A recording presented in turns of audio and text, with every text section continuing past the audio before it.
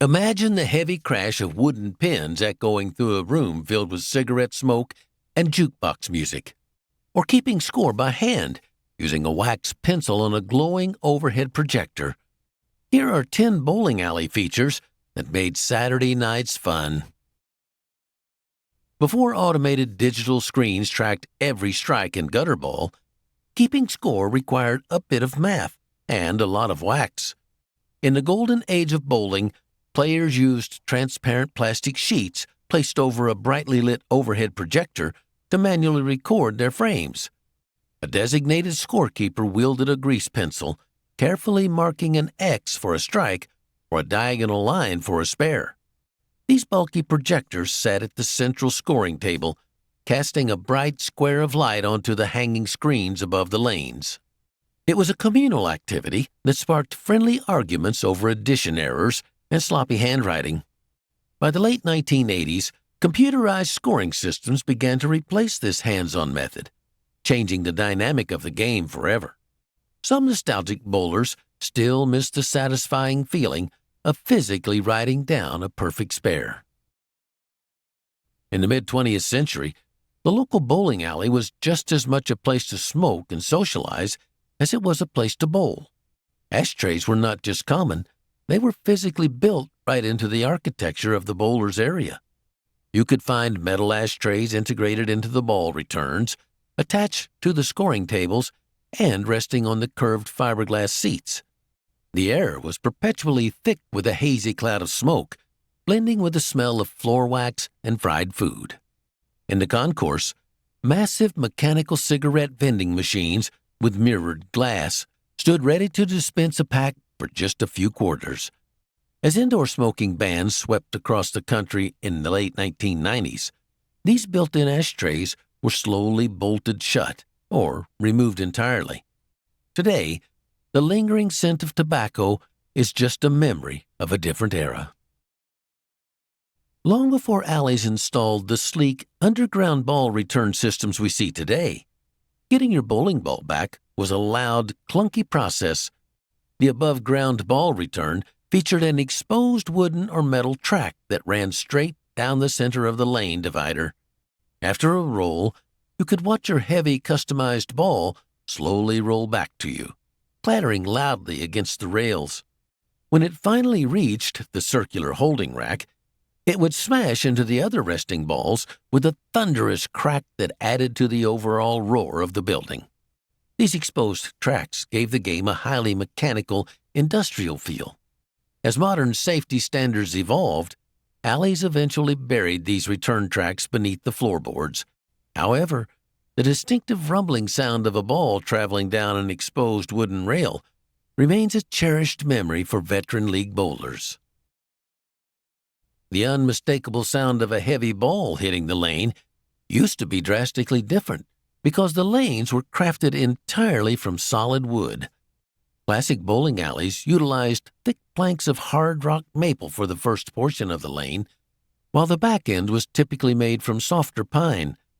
This organic material required constant, meticulous maintenance, including daily oiling and frequent resurfacing to keep the boards perfectly smooth. The heavy oil patterns applied to the wood dictated how a ball would hook, making the game a true test of adapting to natural conditions. Over time, the constant pounding of heavy bowling balls would cause real wood to splinter and dent. To cut down on immense maintenance costs, modern centers eventually replaced these beautiful wooden surfaces with durable synthetic panels, losing the warm resonance that real wood provided. No weekend night at the bowling alley was complete without a steady soundtrack of rock and roll pumping from a glowing, neon-lit jukebox. Usually positioned near the entrance or the snack bar, these massive music machines were the heartbeat of the building. For just a quarter, bowlers could flip through the mechanical title strips and select their favorite hits from artists like Elvis Presley or the Beatles. The heavy bass and blaring vocals would compete with the crashing pins, creating a chaotic but perfect symphony of Saturday night energy. In many older alleys, smaller wall-mounted selectors were even installed at the seating areas, allowing you to cue up a song without leaving your lane. As digital music took over, the iconic freestanding jukebox was pushed out the door, taking away the democratic ability to choose the evening soundtrack.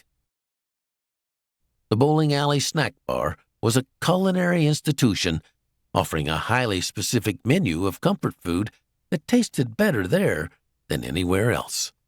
These dining areas were classic mid-century diners hidden inside a sports venue, complete with Formica countertops, spinning vinyl stools, and chrome napkin dispensers. The menu was simple but legendary, featuring crinkle-cut fries in red plastic baskets and hot dogs rotating endlessly on a heated roller. The distinct aroma of greasy flat-top burgers mixing with lane oil is a scent that instantly transports any baby boomer back to their childhood. Local bowling leagues would gather at these counters after a match, drinking cheap draft beer while tallying up their weekly averages. Today, many modern entertainment centers have replaced these charming, grimy snack bars with upscale restaurants. But nothing beats a cheap slice of bowling alley pizza. To bowl a perfect game, you needed a perfect grip, and old-school bowling alleys provided built-in tools right at the ball return to help you achieve it. At the center of the circular ball rack, there was almost always a small, humming metal vent known as a hand blower. Bowlers would press a button to dry off their sweaty palms with a blast of room temperature air before grabbing their ball. Right next to the blower, you would inevitably find a dusty fabric rosin bag, leaving a messy trail of white powder across the seating area. Slapping the rosin bag against your hands provided the ultimate friction, ensuring the heavy ball wouldn't slip during a crucial backswing. As bowling balls evolved with advanced reactive resin covers, the intense need for dry hands diminished, and modern centers phased out these messy tools entirely. In the early days of the 20th century, the loud crash of the pins was quickly followed by the sight of a teenage boy jumping down into the pit. These workers, known as pinboys, were responsible for manually clearing the fallen pins, returning the ball, and perfectly racking a new set for the next frame. It was a dangerous, exhausting, and incredibly noisy job. In the 1950s, the invention of the automated mechanical pinsetter revolutionized the industry, replacing human labor with massive, clanking iron machines. These early mechanical marvels were incredibly loud, adding a rhythmic, industrial grinding noise to the background of every bowling alley in America. You could often see the heavy metal sweep bar drop down, followed by the deafening clatter of the machine sorting the pins. Today's pinsetters are much quieter, lacking the aggressive mechanical roar of the past. For dedicated league bowlers, the local alley was a second home, and they needed a secure place to store their heavy, custom-fitted equipment.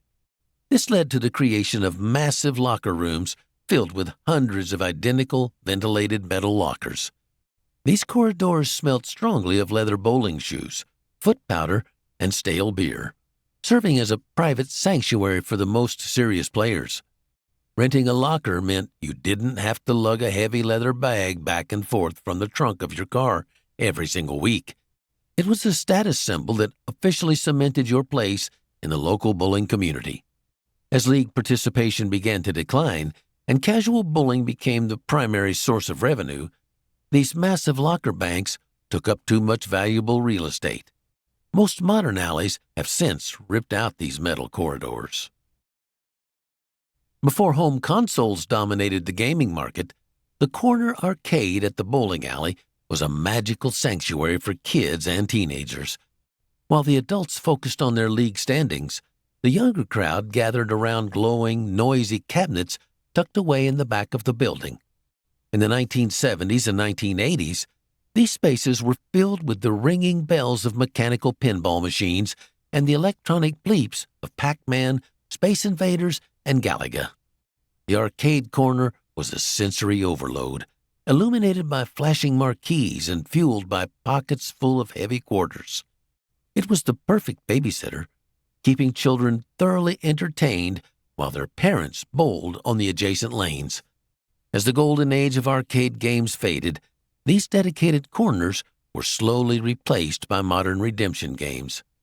The original arcade cabinets that once defined the background noise are now highly sought-after items.